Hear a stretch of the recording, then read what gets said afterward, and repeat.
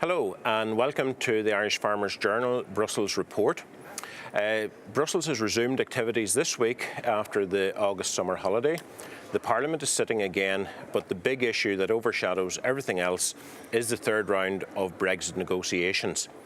The European Union too, of course, has been actively involved in pursuing other trade deals. Japan was reported on before the summer holidays.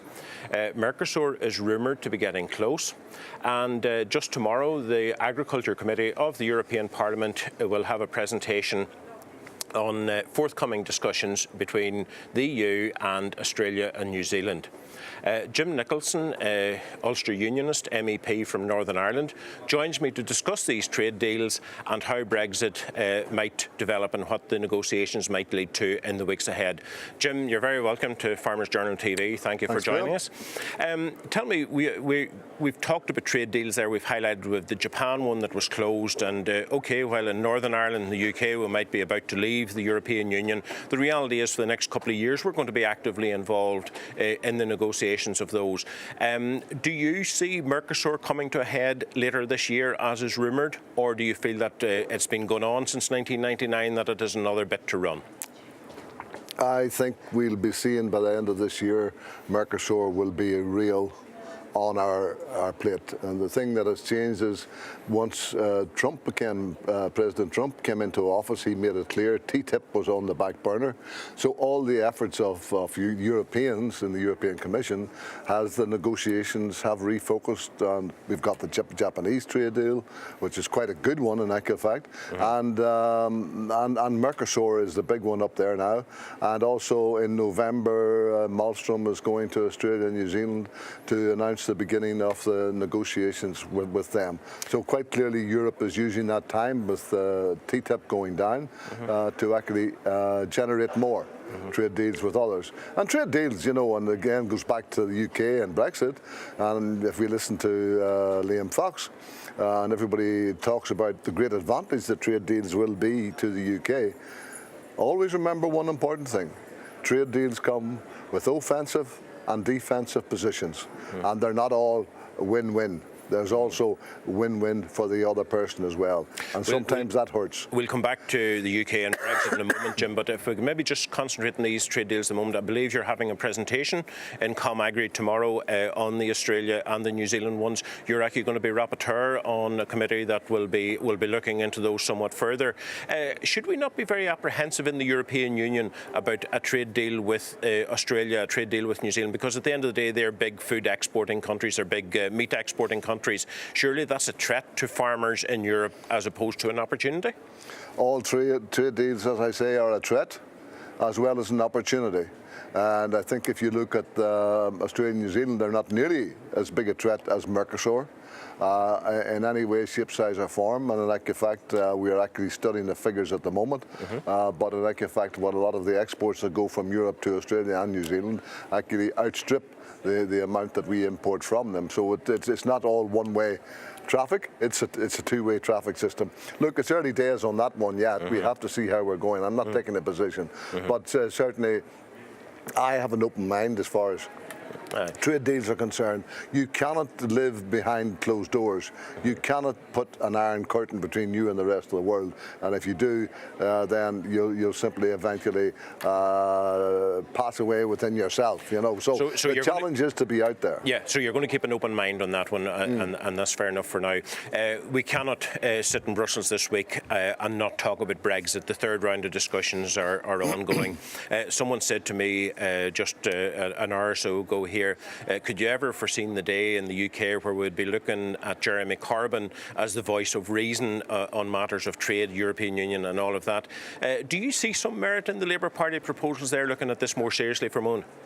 Do you see some merit in the Labour Party proposals of continued membership of the Customs Union and the single market post-Brexit? Well, I think this is the Labour Party's take on the whole situation. There's one word that has come into this, which was nobody would agree it even 2 or 3 months ago, and that's the word transition. And this is another way of them saying how they're going to do, or they're proposing their element of transition. And I think anyone who believes that the deal can be done in the next 12 months, because you have a window of about 12 to 13 months left to do the deal. And anyone who believes that this can be done without a transition period is, in my opinion, living in cloud cuckoo land, and it's just not possible to do. So within that, then you've got to look at what's possible and what's not possible.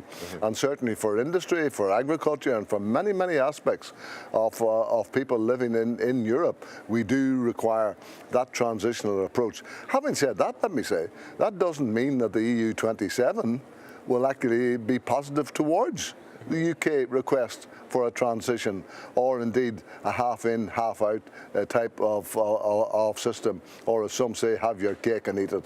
But the other real issue at the moment is that clock is ticking away.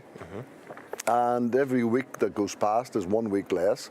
And certainly, as I read, I don't know how the talks have gone, but the initial opening of the talks didn't look to have gone all that well. If one read the body language wasn't great. if one read the body language right.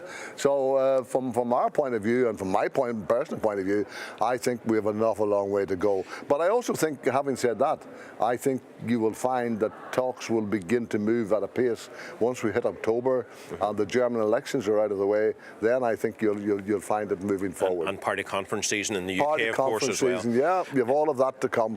You're one of the most experienced MEPs in Parliament at this stage, Jim. You will be in a good position, just to keep you reminded, you will be in a good position to assess the European mood and how favourably it is or unfavourably disposed it is towards the UK.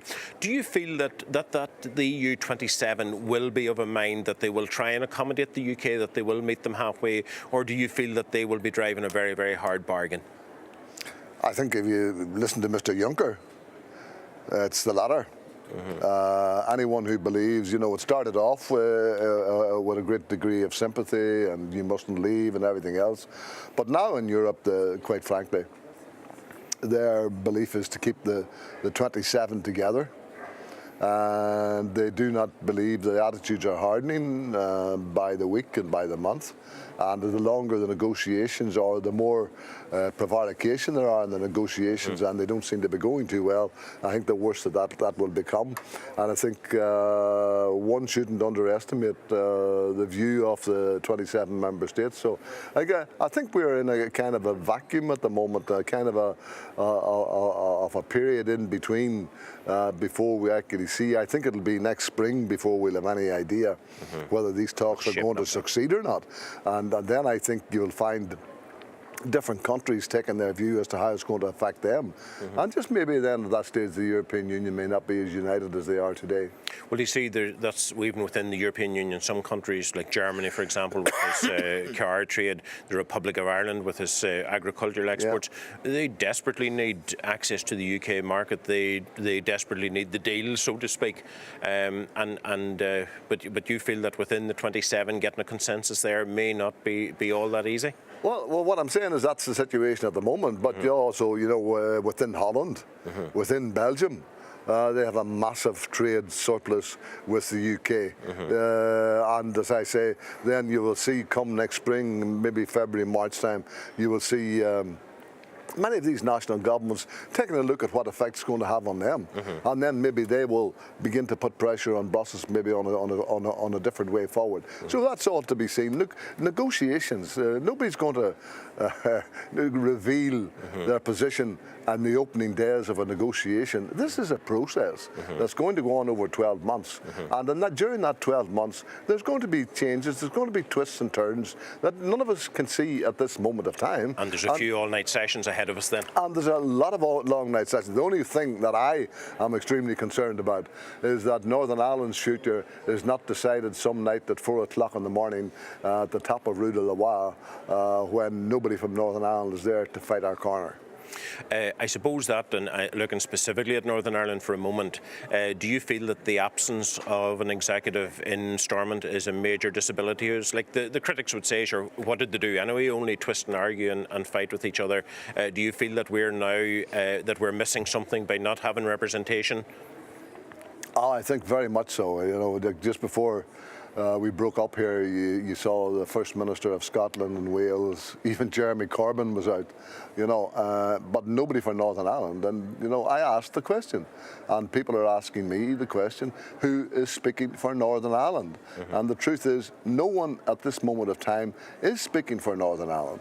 And I had the opportunity to tell the Secretary of State last week that I think he has got to, if there's not an executive formed within the next month to 6 weeks, because this is now getting crucial time, then he has got to, on top of all the other responsibilities of trying to get something organised in Northern Ireland, he's going to have to represent Northern Ireland. He's been out here once.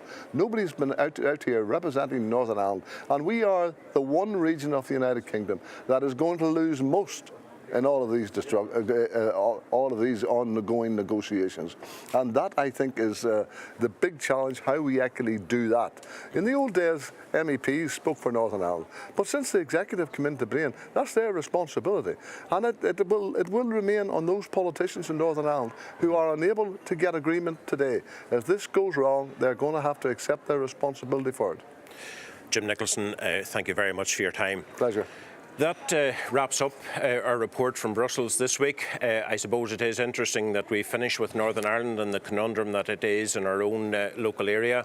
But of course, we are very mindful that within the corridors of Brussels, that the wider issue, the wider global trade deals are going on, the Brexit negotiations are going on, and certainly that there are many things that we have to keep monitoring and keep reporting on from Brussels in the weeks ahead.